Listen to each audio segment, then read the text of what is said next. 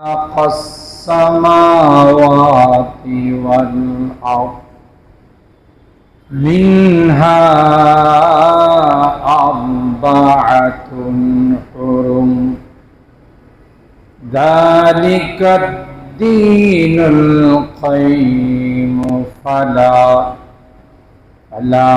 تظلموا فيهن أنفسكم وقاتلوا المشركين كافة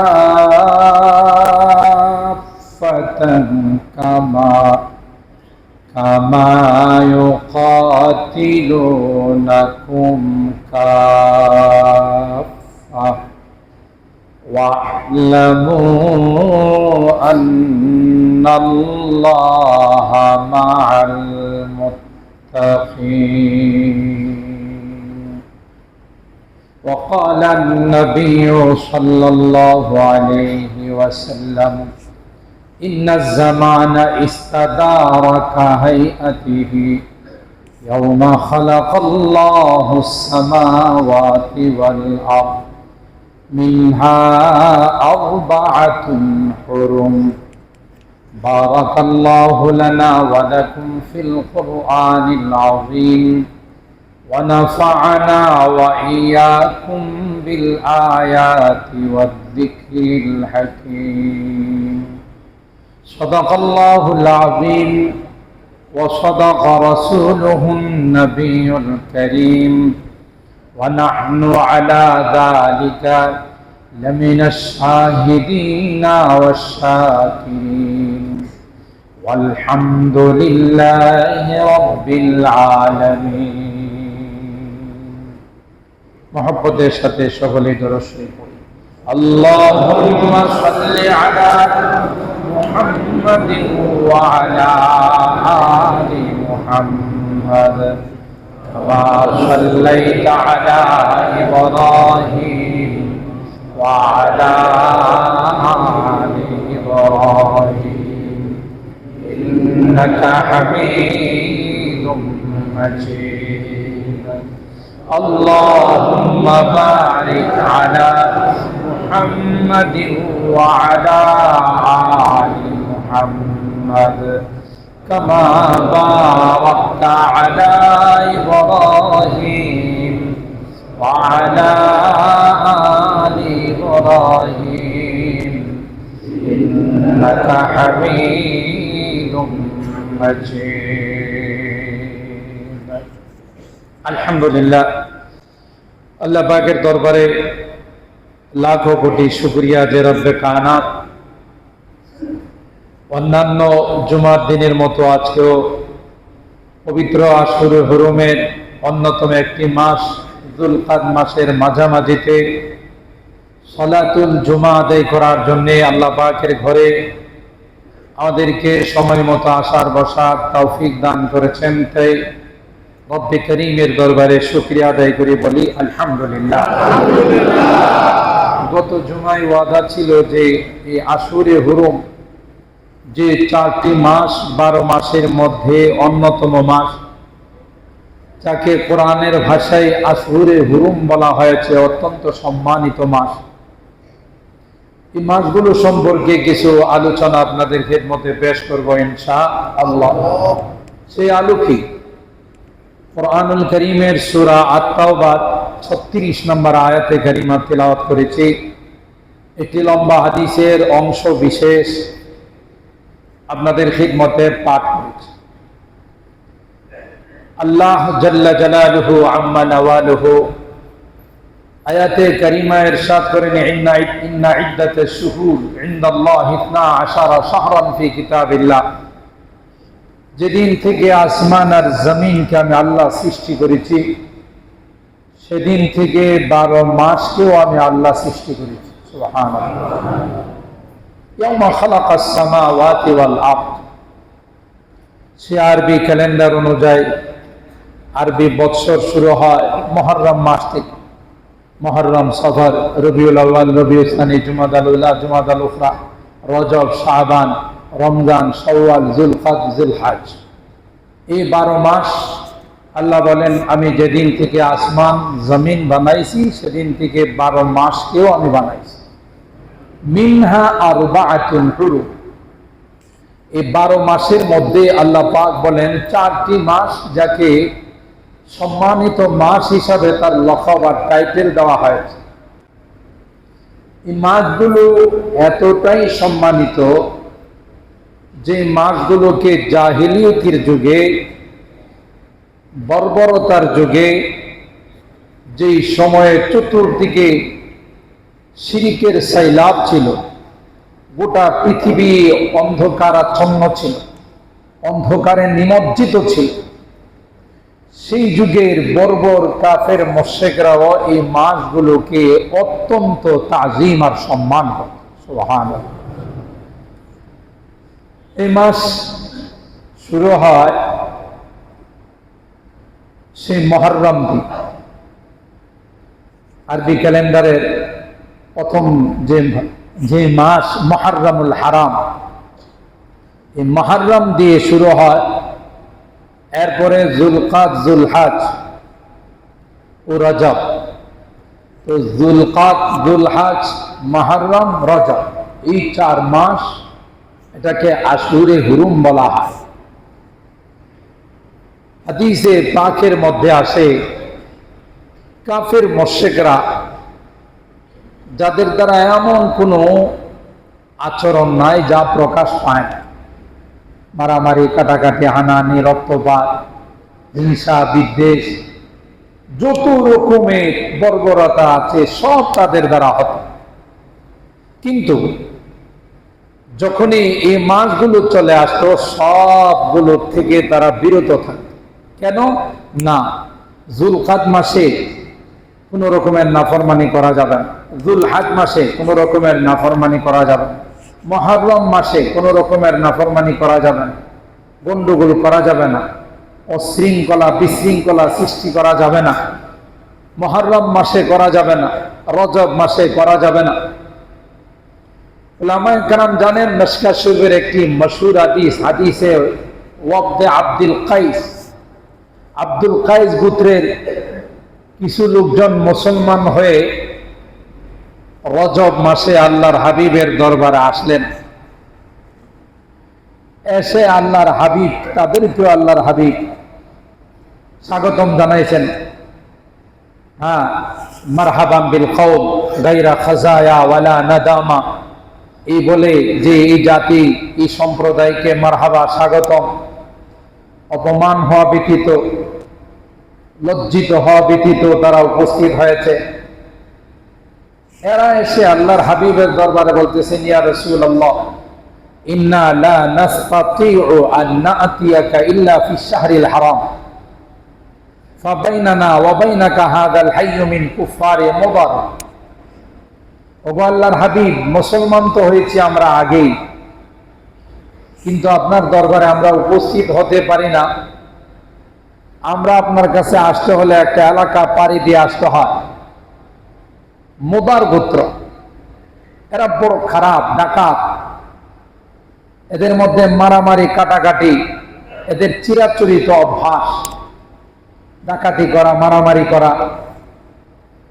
সেই জন্য আমরা অন্য কোনো মাসে ইচ্ছা করলে আসতে পারি না, কিন্তু রজব মাসকে আমরা বেছে নিয়েছি এই জন্য, বিশেষ করে এই গোত্রটা আশুরে হুরুম, অন্যান্য মাসগুলোকে তো তারা সম্মান করে, বাকি 3 মাসকে বিশেষভাবে রজবুল মুরাজ্জব মাসকে তারা বেপানা তাজিম করে, সম্মান করে। এই জন্য আরবিতে রজব ও মুদার বলা হয়। ফাবাইনানা ওয়া বাইনাকা হাযাল হাইয়্যু মিন কুফফারি মুদার, তাদের নামে রজবের সাথে নাম লাগানো হয়েছে, অ্যাড করা হয়েছে যে রজব ও মুদার। তো এই মাসে যেহেতু তারা মারামারি, কাটাকাটি, বিশৃঙ্খলায় লিপ্ত হয় না, সেজন্য আমরা এই মাসটাকে বেছে নিয়েছি, আপনার দরবারে আসলাম। ফামুরনা বিআমরিন ফাসলিন নুখবিরু বিহি মা ওয়ারাআনা ওয়া নাদখুলু বিহিল জান্নাহ। তাই আমাদেরকে ইয়া রাসূলুল্লাহ কিছু সবক দেন, দিনের কিছু বাণী আমাদেরকে শিখাই দেন, কিছু আমল শিখাই দেন, যে আমলগুলো আমরা নিজেরাও করব, আমাদের গোত্রের যারা আসতে পারে নাই তাদেরকে আমরা শিখাবো, এবং এই আমলগুলো করে আমরাও জান্নাতে যাব, যারা আসে নাই তাদেরকেও আমরা শিখে তাদেরকে নিয়ে জান্নাতে যাব। সুবহানাল্লাহ। তো মুহতারাম হাজিরিন, বুঝে গেল শুধু ইসলামে এই 4টি মাস সম্মানিত নয়, বরং ইসলামের পূর্বে বর্বরতার যুগেও তারা এই মাসগুলোকে নেহায়াত তাজিম করত। পাশাপাশি সোনাই সোহাগা যাকে বলা হয়, শাওয়াল, যুলকাদ, যুলহজ, এই 3টা মাসকে আশুরে হজ বলা হয়, হজের মাস বলা হয়। আল হজ্জু আশহুরুম মা'লুমাত ফামান ফারাদা ফীহিন্নাল হজ্জ ফালা রাফাথা ওয়ালা ফুসুকা ওয়ালা জিদালা ফিল হজ্জ ওয়া মা তাফআলু মিন খাইরি ইয়ালামুল্লাহ ওয়া তাযাওয়াদু ফাইন্না খায়রাজ যাদি তাকওয়া ওয়াত্তাকুন ইয়া উলিল আলবাব। হাজী সাহেবরা আগে থেকে প্রিপারেশন নেওয়া শুরু করে। শাওয়াল মাস থেকে হাজী সাহেবদের যাওয়া শুরু হয়, যুলকদ মাসে যা শেষ পর্যায়ে, চূড়ান্ত পর্যায়ে জিলহজ মাসের শুরুতেও হাজী সাহেবরা যান।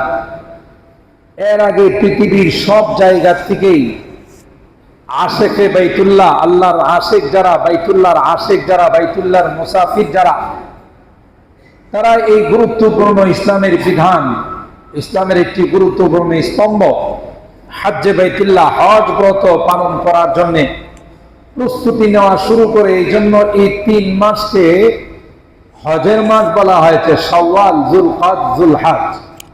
আল হজ্জু আশহুরুম মা'লুমাত, তাহলে যুলকাদ মাস, জিলহজ মাস, এই 2 মাসের মধ্যে একদিক দিয়ে আশুরে হুরুম, আরেক দিক দিয়ে আশুরে হজ। সব দিক থেকে বিবেচনা করলে মাসগুলো অনেক মর্যাদাওয়ালা মাস, অনেক গুরুত্বপূর্ণ মাস। যে মাসে খুদ মুশরিকরা, বিজাতিরা, বিধর্মীরা, কাফির বেঈমানরা পর্যন্ত কোন রকমের অপরাধে লিপ্ত হতো না, নাফরমানিতে লিপ্ত হতো না। আল্লাহ রাব্বুল আলামিন এই আয়াতের শেষে বলেন, ফালা তাযলিমু ফীহিন্না আনফুসাকুম, হে পৃথিবীর মানুষ, তোমরাও এই মাসগুলোতে নিজেদের নফসের উপর জুলুম করিও না। অর্থ কি? যখনই কেউ কোনো গুনাহ করে, এই গুনার ক্ষতিটা তার নিজের উপরে বর্তায়। কোরআনে বহু আয়াতে আল্লাহ এইভাবে ইরশাদ করেছেন, ওমা যালামুনা ওয়ালাকিন কানু আনফুসাহুম ইয়াজলিমুন, তোমরা কিন্তু আমার উপর কোনো জুলুম করো নাই, গুনাহ করে, নাফরমানি করে নিজের উপর নিজেরা জুলুম করছে। একটা গুনাহ যখন করা হয়, সাদা দিলটার মধ্যে একটা কালো দাগ বসে যায়, নুকিতাত ফিহি নুকতাতুন সাউদা, দিলটা কিন্তু অনেক সাদা পরিষ্কার, আর গুনাহ হলো কালো। গুনার রং কি বলেন না? দেখছেন কোনদিন গুনার রং যে কালো? তো তাইলে বললেন কেমন করে যে আপনি একটু আগে বললেন কালো? যদি দেখতে চান তাহলে বাইতুল্লাহতে গেলে গুনার রং যে কালো এটা দেখতে পারবেন। হাজরে আসওয়াদ, খানায়ে কাবার দক্ষিণ পশ্চিম কর্নারে এই পাথরটা লাগানো আছে, এটার নাম হলো হাজরে আসওয়াদ। হাজার মানে পাথর, আসওয়াদ মানে কালো।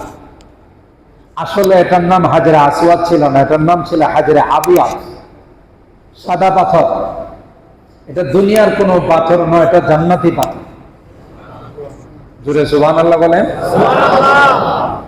কিসের পাথর? সাইয়্যিদনা হযরতে আদম আলা নবিয়িনা ওয়া আলাইহিস সালাতু ওয়াস সালাম জান্নাত থেকে আসার সময় বেশ কিছু স্মৃতি নিয়ে আসছিলেন। আল্লাহ যখন জান্নাত থেকে বের করে দিলেন, ওখান থেকে জান্নাতি কিছু স্মৃতি নিয়ে আসছিলেন।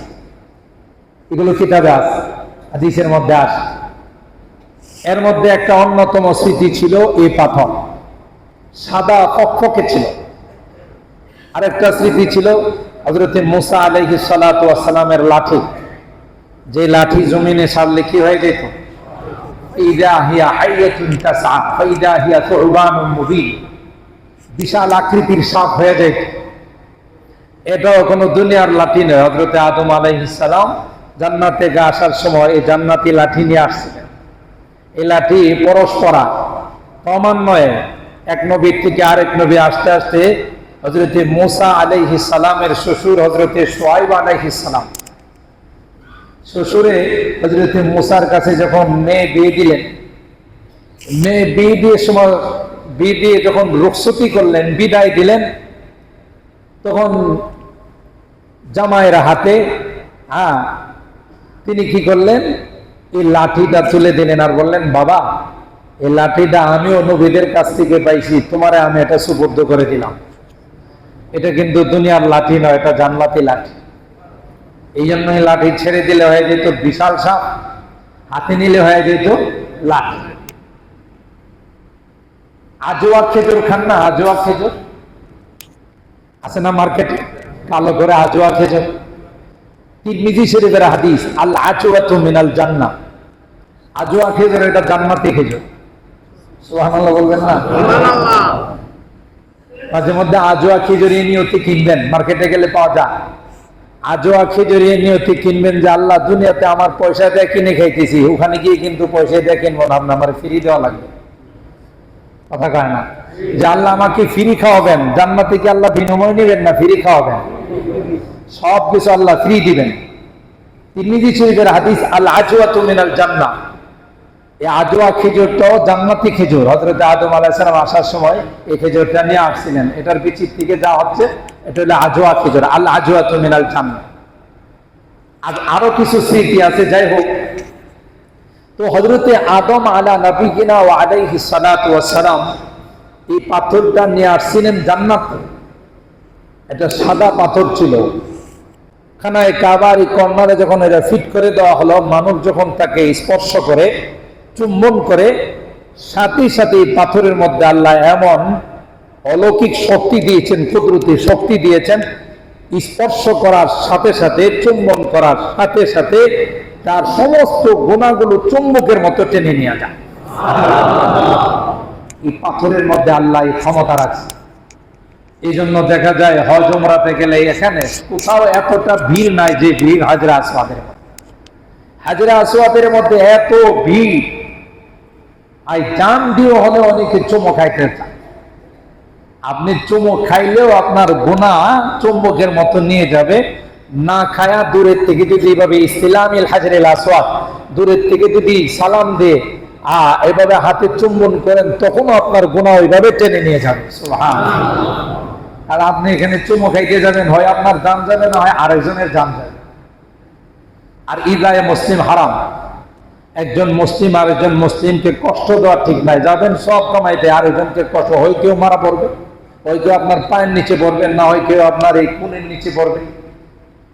এই জন্য উলামায়ে কেরাম মাসআলা লিখেন যে না, এত ভিড়ের মধ্যে গিয়ে জানের রিস্ক নিয়ে কষ্ট করে ওখানে চুমু খাওয়ার দরকার নাই। দূরের থেকে সবুজ বাতির এই দিকে আইসাই যদি আপনি এইভাবে ইসলামিল হাজরা আসওয়াদ বিসমিল্লাহি আল্লাহু আকবার বলে আপনি হাতের এই তালুতে চুমু খান, তখন আপনার গুনাহগুলো চুম্বকের মধ্যে টেনে নিয়ে যাবে।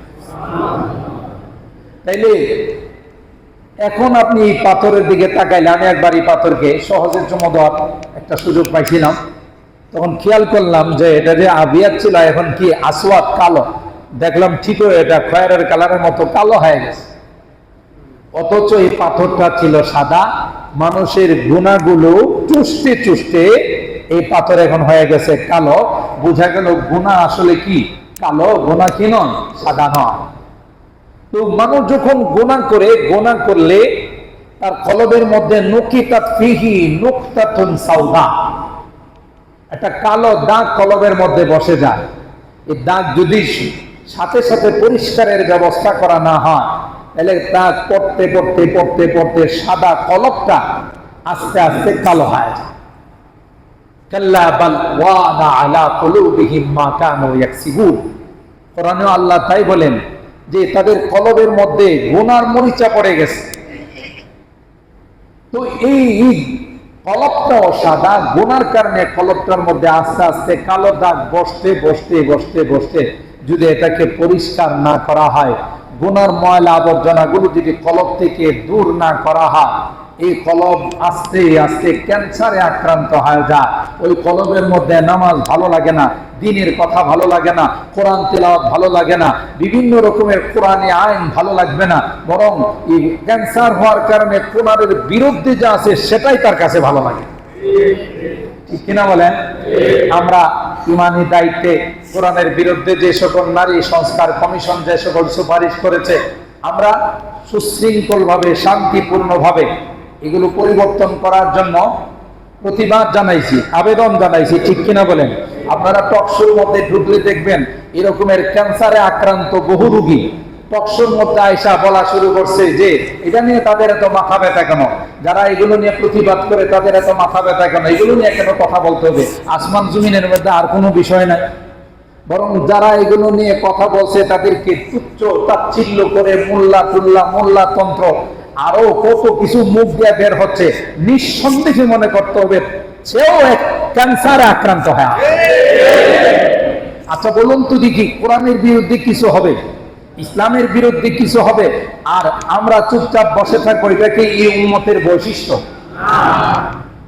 ওই মুশকিল হয়ে গেছে, তাদের কলবের মধ্যে ক্যান্সার হয়ে গেছে। ভালোটা খারাপ লাগবে, খারাপটা ভালো লাগবে। এরা যেটা চাচ্ছিল যে এই দেশটার মধ্যে মানে অনায়াসে মানে বিভিন্ন রকমের গুনার বিচরণ অনাবাদে বিভিন্ন ভাবে ব্যাপকভাবে সমাজের মধ্যে গুনার ব্যাপকতা হবে, গুনাকে প্রশ্রয় দেওয়া হবে, রাষ্ট্রীয় আইন করে গুনাকে বিভিন্ন রকমের সমর্থন দেওয়া হবে। ওইটার মধ্যে বাধাগ্রস্ত হচ্ছে বলেই এখন তারা তার বিরুদ্ধে প্রতিবাদ করতেছে। কথা বলেন ঠিক কিনা? কারণ ওই কলবটা নষ্ট হয়ে গেছে, ক্যান্সারে আক্রান্ত হয়ে গেছে। আমি যেমন প্রায় বলি, যখন মানুষের রোগে আক্রান্ত হয়, জ্বরে আক্রান্ত হয়, তার সামনে ভালো খাবারগুলো কিন্তু খারাপ লাগে, তাই না? ভালো খাবার যদি তার সামনে দেওয়া হয়, দেখবেন ভালো খাবারগুলো যে এটা তিতা, ভালো লাগে না। তাকে অন্য হাই কোয়ালিটির খাবার না দিয়ে যদি আপনি ভর্তা টর্তা বা এই জাতীয় টক মক কিছু দেন, তখন এটা তার কাছে ভালো লাগে। আসলে তো বিষয়টা এরকম না। ভালো খাবার তো সুস্বাদু খাবার, এগুলোর মধ্যে তো খরচ অনেক বেশি হয়, ওইটি কেন ভালো লাগবে না? বোঝা গেল খাবার তার জায়গাতে ঠিক আছে, সমস্যা হয়ে গেছে তার মেশিনের মধ্যে। ঠিক কিনা বলেন? তার মেশিনে সমস্যা হয়ে গেছে। খাবার তার জায়গা, কোরআন তার জায়গাতে ঠিক আছে, দিনের আলোচনা তার জায়গাতে ঠিক আছে, শরীয়ত তার জায়গাতে ঠিক আছে। যাদের এগুলো ভালো লাগে না, যারা শয়তানি কালচার আবিষ্কার করতে চায়, নোংরামি আবিষ্কার করতে চায়, বিভিন্ন রকমের কোরআন সুন্নাহ বিরোধী আইন চালু করতে চায়, বোঝা গেল এরা ক্যান্সারে আক্রান্ত হয়। তাইলে এটা পরিষ্কার করতে হবে। একটা গুনাহ হয়ে গেলে সাথে সাথে তওবা করতে হবে, সাথে সাথে কোরআন তিলাওয়াত করতে হবে, সাথে সাথে আল্লাহর জিকির করতে হবে। আল্লাহর হাবিব যখন এই কথা বললেন, সাহাবায়ে কেরাম তখন আরজ করলেন, ওমা জিলা ওহা ইয়া রাসূলুল্লাহ, যদি ময়লা আবর্জনা কলবের মধ্যে পড়ে যায়, এটা পরিষ্কার করার কি ব্যবস্থা? তখন আল্লাহর হাবিব দুইটা প্রেসক্রিপশন দিলেন। একটা হলো তিলাওয়াতুল কোরআন ওয়া কাসরাতু যিকরিল মাউত, ও কোরআনে কারীম যদি বেশি বেশি তিলাওয়াত করো অথবা তিলাওয়াত যদি শোনো আর বেশি বেশি মৃত্যুকে যদি স্মরণ করো, আল্লাহর জিকির যদি বেশি বেশি করো, তাহলে এই গুনার ময়লাগুলো অটো সিস্টেম পরিষ্কার হয়ে যাবে। আয়না बनता है रगड़े लाख जब खाता है दिल, आना बनता है रगड़े लाख जब खाता है दिल, कुछ न पूछो दिल बहुत मुश्किल से बन पाता है दिल, कुछ न पूछो दिल बहुत मुश्किल से बन पाता है दिल। কবি বলেন, আল্লাহ পাক কলব নামক দৌলত দিয়েছেন, এটা হলো সবচাইতে দামি দৌলত। আলা ওয়া ইন্না ফিল জাসাদি লামুদগাতান ইযা সালুহাত সালুহাল জাসাদু কুল্লু ওয়া ইযা ফাসাদাত ফাসাদাল জাসাদু কুল্লু আলা ওয়া হিয়াল কলব। আল্লাহর হাবিব বলেন, বডির মধ্যে আল্লাহ পাক একটি সেরা গোশতের টুকরা দিয়েছেন, যাকে কলব বলা হয়। কলবটা যদি নেককার হয়ে যায়, কলবটা যদি দিনদার হয়ে যায়, কলবটা যদি আল্লাহওয়ালা হয়ে যায়, হাত দিয়ে কোনোদিন গুনাহ হবে না, কান দিয়ে কোনোদিন গুনাহ হবে না, চোখ দিয়ে কোনোদিন গুনাহ হবে না, পা দিয়ে কোনোদিন গুনাহ হবে না। কারণ বাদশা যদি ভালো হয়, প্রজা ভালো হয়। কথা কয় না? বাদশা নিজেই যদি চান্দাবাজ হয়, প্রজারা আরো বেশি চান্দাবাজ হবে। ঠিক কিনা বলেন? আমরা যতটুকু জানি, রাজনীতি তো আমরা করি না, কোনো রাজনীতির সাথে জড়িত না। আমরা যতটুকু জানি যে এই ফাঁকি নেতা যেগুলো আছে রাস্তাঘাটে যে চান্দাবাজি করে, কথা বলেন ঠিক কিনা? কিন্তু দুঃখের বিষয় হলো আমরা বাঙালি জাতি, কপালে আমাদের সুখ নাই। রাজা পরিবর্তন হয়, ক্ষমতা পরিবর্তন হয়, কিন্তু চান্দাবাজি পরিবর্তন হয়। এটা বড় দুঃখজনক বিষয়। রাস্তাঘাটে যেখানে সেখানে চান্দাবাজি। আপনি আগে যতটুকু চলতে পারতেন, এখন তাও পারা যায়। রাস্তাঘাটের মধ্যে বিভিন্ন রকমের ফুটপাতের মধ্যে দোকানপাট বসা। আপনি যদি বলেন যে রাস্তা সব বন্ধ করে রাখছে, কথা কম, প্রতিদিন 300 টাকা করে চান্দাবাজি। কথা বলেন ঠিক কিনা? এই দুঃখ কোথায় রাখবেন? কার কাছে বলবেন? এদেরকে যদি আপনি জিজ্ঞাসা করেন, পাতি নেতাদেরকে ধরে, তোরা রাস্তাঘাট থেকে চান্দাবাজি করস, মানুষ চলাফেরা করতে পারে না, এগুলো কথা কম, বড় জায়গাতে বড় অংশটা পৌঁছাই দিতে হয়। কথা বলেন ঠিক কিনা? যারা রাঘব বোয়াল, তাদের কাছে বড় অংশটা দিতে হয়। আমরা এই যে শুধু চান্দাবাজি করি তা নয়, আমরা এখান থেকে কিছু নিই, বাকিটা মূল জায়গাতে পৌঁছাই দিই। ঠিক কিনা বলেন? নাউজুবিল্লাহ মিন যালিক, আস্তাগফিরুল্লাহ। তো রাষ্ট্রের প্রধান যখন ভালো হয়, নেককার হয়, দিনদার হয়, তার প্রভাব পড়ে গোটা রাষ্ট্রের উপর। ঠিক কিনা বলেন? আর খারাপ হলে তার প্রভাব পড়ে গোটা রাষ্ট্রের উপর। এটাই বলতেছেন, আলা ওয়া ইন্না ফিল জাসাদি লামুদগাতান। কলবটা যখন নেককার হবে, সমস্ত অঙ্গ প্রত্যঙ্গ গুলো দ্বারা নেক কাজ হবে, ভালো কাজ হবে। আর কলবটা যখন খারাপ হয়ে যাবে, তার দ্বারা কোনোদিন ভালো কোনো কিছু আশা করা যায় না। আলা ওয়া হিয়াল কলব, এটা হলো সবচেয়ে বড় দামি জিনিস, অন্তর, কলব। এই অন্তর যদি ময়লা আবর্জনার স্তূপ হয়ে যায়, অন্তরে যদি গুনার স্তূপ জমে যায়, আপনার এই অন্তরের মধ্যে কোনোদিন ভালো কোনো কিছু ভালো লাগবে না, খারাপ।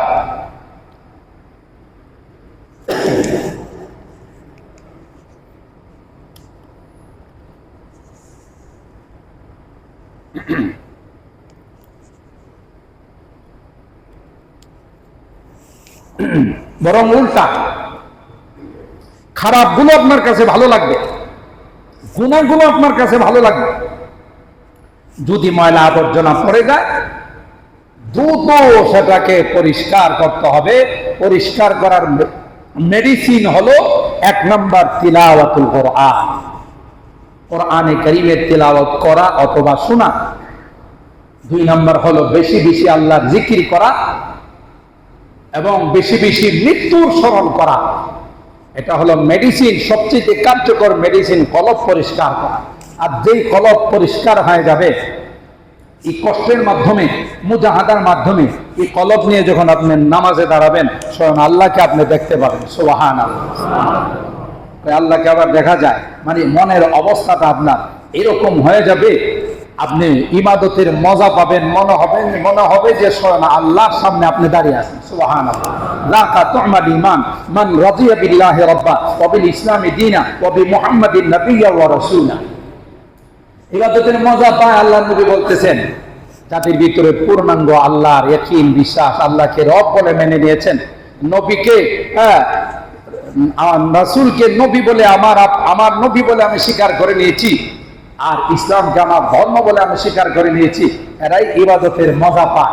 আর আপনার দিল যখন পরিষ্কার হয়ে যাবে, তখন দিনের কথাগুলো, দিনের কাজগুলো, ইসলামের কথাগুলো আপনার কাছে সবচেয়ে বেশি ভালো মনে হবে। ঠিক কিনা বলেন?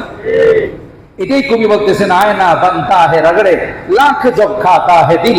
যখন এটার মধ্যে মেহনত করা হবে, তখন এটা আয়নার মতো পরিষ্কার হয়ে যাবে। কুছ না পুছো দিল বহুত মুশকিল সে বন পাতা হে দিল। কিছু বলো না, এটার উপরে মেহনত করো, কারণ এটা তোমার ঠিক হয়ে যাবে, তো সব তোমার ঠিক হয়ে যাবে। এই জন্য আল্লাহ বলেন, ওয়ামা যালামুনা ওয়ালাকিন কানু আনফুসাহুম ইয়াজলিমুন। গুনাহ করবা, এই গুনাহ তোমার উপরে বর্তাবে, এই গুনার ওয়াবাল তোমার উপর আসবে, গুনার ক্ষতির দিক তোমার উপর আসবে, এটার শাস্তি তোমাকে ভোগ করতে হবে। এই জন্য শুধু এই মাসগুলোতে নয়, কোনো মাসেই কোনো রকমের গুনাহ করা যাবে না।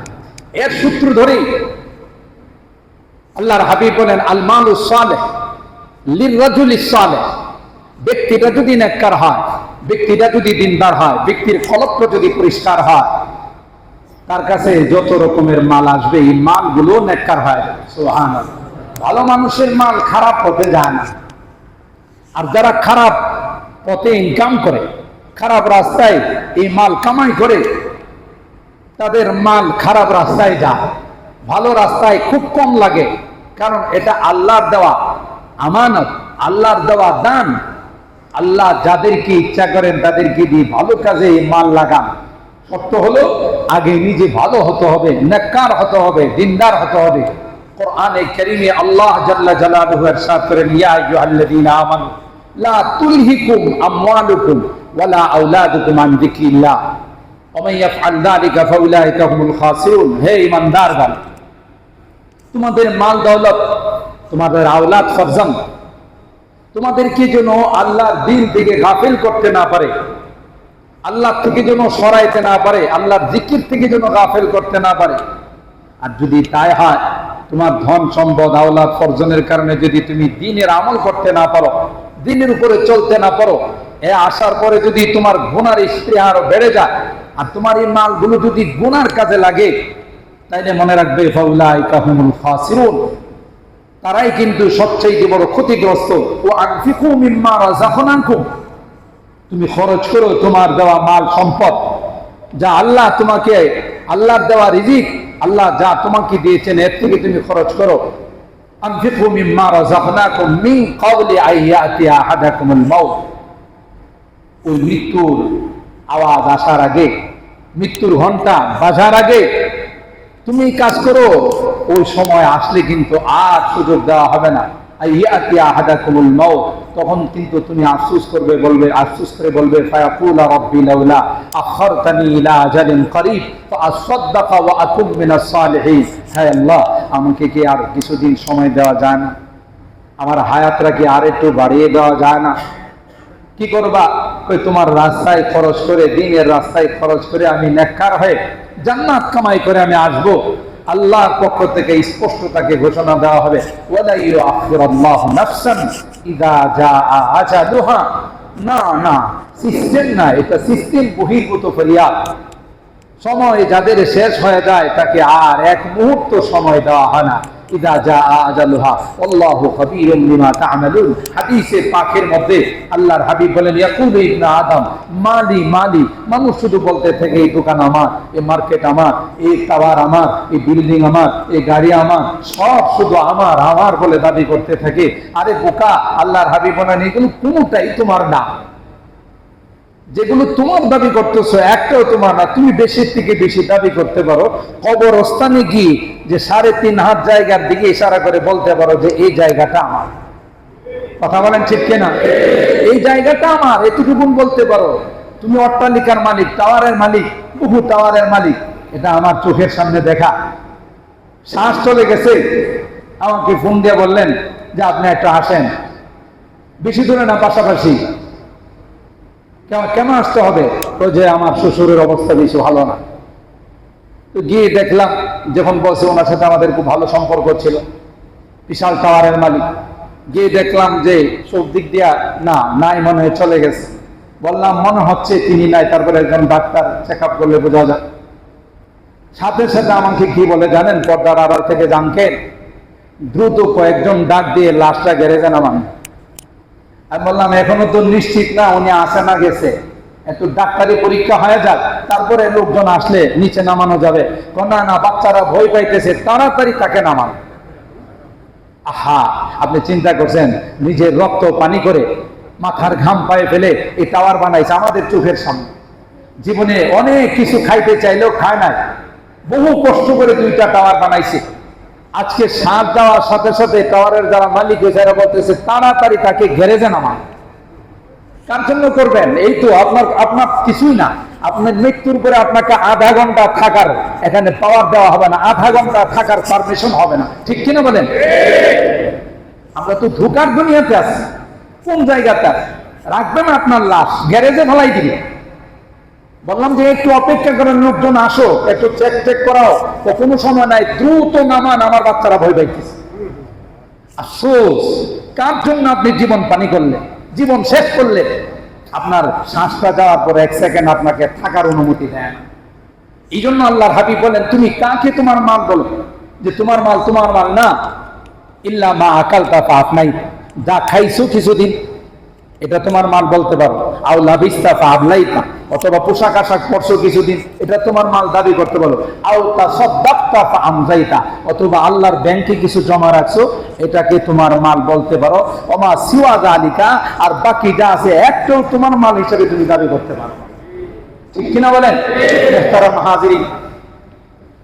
এটা দিল ভালো হতো, দিল এরকম বানাইতে হবে যে দিলের মধ্যে যে আল্লাহর ব্যাংকে রাখলে, আল্লাহর জন্য রাখলে দিল আরো খুশি হয় যে না, আমি কিছু আমার ওই ব্যাংকে রাখছি, যে ব্যাংকটা আমার মৃত্যুর পর খুলবে। যখন দুনিয়ার সমস্ত ব্যাংকগুলো ক্লোজ হয়ে যাবে, বন্ধ হয়ে যাবে অ্যাকাউন্টগুলো, তখন ওই অ্যাকাউন্টটার সাথে সাথে খুলে যাবে। সুবহানাল্লাহ। হাদিসের মধ্যে আছে, যারা কবরবাসী হবে সবচেয়ে বেশি আফসোস করবে যে বিষয়টার জন্য, সেটা হলো এই দান খায়রাত।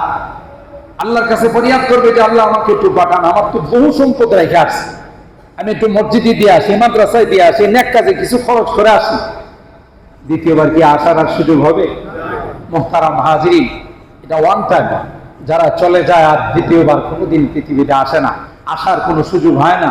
এই জীবদ্দশায় আপনি যে পরিমাণ, তবে এটাও ইসলামের মধ্যে একটা বিধিনিষেধ আছে, ইসলামের মধ্যে একটা পরিমাণ আছে। আপনার সমস্ত মাল দিয়ে দিবেন, এটা ইসলাম গ্রহণ করবে না।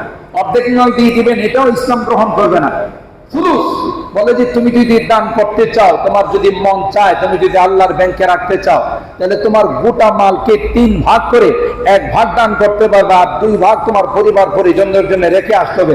ইসলাম বলে না সব দিয়ে তোমার ছেলে সন্তানদেরকে, তোমার পরিবারকে তুমি রাস্তার ভিখারি বানাবে। সুবহানাল্লাহ বলে। ইসলাম এত সুন্দর। তো মুহতারাম হাজিরিন, আমার এটা বলার উদ্দেশ্য হলো, সবচেয়ে দুনিয়ার মধ্যে দানের সবচেয়ে উত্তম জায়গা, সবচেয়ে সওয়াবের জায়গা হলো আল্লাহর ঘর, মসজিদ। কথা বলেন ঠিক না বেঠিক? কারণ এখানে দেওয়া মানে সরাসরি কাকে দাও? আল্লাহকে দাও। আর এখানে 24 ঘন্টা শুধু নেকামত, নামাজ, রোজা, তিলাওয়াত, জিকির, আজকার, তাসবিহ, তাহলিল, দ্বীনি আলোচনা, সব সময় 24 ঘন্টা আল্লাহর ঘরের মধ্যে এই কাজই হতে থাকে। এখানে যদি আমার মালের কিছু অংশ লেগে যায়, তাহলে আমার মতো এরকমের খুশনসিব, আমার মতো ভাগ্যবান আর পৃথিবীতে কেউ হতে পারে যে আমার একটু জিনিস এখানে মুসল্লিদের কাজে লাগবে, আল্লাহর ঘরের কাজে লাগবে। এক চিঠি ভাগ্যবান আর কেউ হবে না। এটার ফলাফল যখন সামনে আসবে, তখন আফসোসের পর আফসোস, আফসোসের পর আফসোস বাড়তেই থাকবে। কেন কম দিলাম, আরেকটু কেন দিলাম না, আমার তো আরেকটু দেওয়ার মতো সামর্থ্য ছিল, আমি কেন ওখানে দানের পরিমাণটা বাড়াই দিলাম না? কিন্তু ওই তখন আফসোস করলে কোনো লাভ হবে না। তো আমার বলার এই উদ্দেশ্য হলো, আলহামদুলিল্লাহ আমাদের এই কেন্দ্রীয় মসজিদ গোটা মিরপুরের মধ্যে, যদিও বড় বড় মসজিদ আরো আছে, কিন্তু কেন্দ্রীয় মসজিদ হিসাবে সেই পূর্বের থেকে এই মসজিদের সুনাম। কথা বলেন ঠিক কিনা? এটা সেন্ট্রাল মসজিদ, কেন্দ্রীয় মসজিদ। আর আমার জানা মতো সর্বপ্রথম এই মসজিদে, মিরপুরের মধ্যে সর্বপ্রথম মেসি আসছে এই মসজিদে। ঠিক কিনা বলেন? যখন তারাবির নামাজের সময় মানুষ খুব গরম লাগতেছিল, আল্লাহর এক বান্দা তখন আমাকে বললেন যে হুজুর, এখানে আমি একটু এসি লাগাইতে চাই, যে পরিমাণ গরমে মানুষ কষ্ট করে, আমি চাই মানুষগুলো একটু আরামে নামাজ পড়ো। তখন বেশি আগে চায়ের বাসের কথা আমি বলতেছি যে হুজুর, মসজিদের মধ্যে এসি লাগানোর ব্যবস্থা করা যায় কেন? হ্যাঁ, করা যায়। তো আপনি একটু মিস্ত্রি দিয়ে মাপবেন কি পরিমাণ এসি লাগবে, যা টাকা লাগবে টোটাল টাকা আমি দিব। সুবহানাল্লাহ বলে। তাহলে এই লোকটার দিল কে নরম করে দিল? বলেন, কে নরম করে দিছে?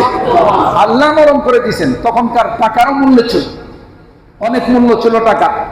তিনি বললেন যে যা ব্যবস্থা করা লাগে। তখন দেখা গেল আল্লাহর মেহরবানিতে এসি চলে আসছে। সবাই অবাক যে মসজিদে কোনো কালেকশন হয় নাই, কিছু হয় নাই, এসি আসলো কোত্থেকে? আবার ইনি আমাকে নিষেধ করছেন যে হুজুর, আমি আল্লাহর জন্য দিয়েছি, আমার নামটা যেন কেউ না জানে। আমাকে অনেকেই জানার চেষ্টা করছে, আমি বলছি ভাই নাম বলা যাবে না, নাম বলা নিষেধ। তো আল্লাহ তাআলা এরকমের দিল তৈরি করে দেন আল্লাহর ঘরের জন্য।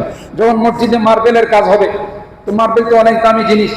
আমি তখন মসজিদে বললাম, ভাই আল্লাহর ঘরের মধ্যে মার্বেলের কাজ শুরু হবে, দামি দামি মার্বেল, দোতলাতেও মার্বেল হবে। তো আমাদের কাজ হলো ঘোষণা দেওয়া, এলান দেওয়া, পৌঁছাই দেওয়া। বাকি কার দিল আল্লাহ এখানে তৈরি করবেন, কে দিবেন, এটা আল্লাহ ভালো জানে। কার টাকা লাগবে কেউ ইচ্ছা করলেও দিতে পারে না। আবার আল্লাহ তাআলা কারো টাকা মসজিদের মধ্যে আল্লাহর পক্ষ থেকে কবুল করে নিয়ে আসেন। ঠিক কিনা বলেন? মসজিদে আগের জুমায় এলান দিলাম, ঘোষণা দিলাম, পরের জুমায় আল্লাহর এক বান্দা এখানে নামাজ পড়তে আসেন। তিনি সেই আমার রুম ছিল এই নিচে, এখন বর্তমানে যে মসজিদের অফিস, এখানে আমি বসা জুমার আগে জুমার প্রস্তুতি নিচ্ছি। আল্লাহর বান্দা আমাকে সালাম দিয়ে একটা চেক আমার হাতে ধরাই দিলেন যে হুজুর, এই যে আপনি গত জুমায় মসজিদে এলান দিয়েছিলেন যে আল্লাহর ঘরের কাজ হবে, মার্বেলের কাজ হবে, আমার এই টাকাগুলো আমি সঞ্চয় করে রাখছিলাম যে ভালো কোথাও যদি একটু সুযোগ পাই আমি টাকাগুলো দিব। আজকের এই এলান শোনার পর, গত জুমার এলান শোনার পর আল্লাহ তাআলা আমার দিলের মধ্যে ঢেলে দিয়েছেন, নেন হুজুর চেক। তখনকার সময় আমার কাছে 14 লাখ টাকার একটা চেক দিয়ে গেছে। কে পাঠাইছেন বলেন ভাই, কে পাঠাইছেন? তো সুতরাং আল্লাহর এমন অনেক বান্দা এখানেও জুমার নামাজে আসছেন।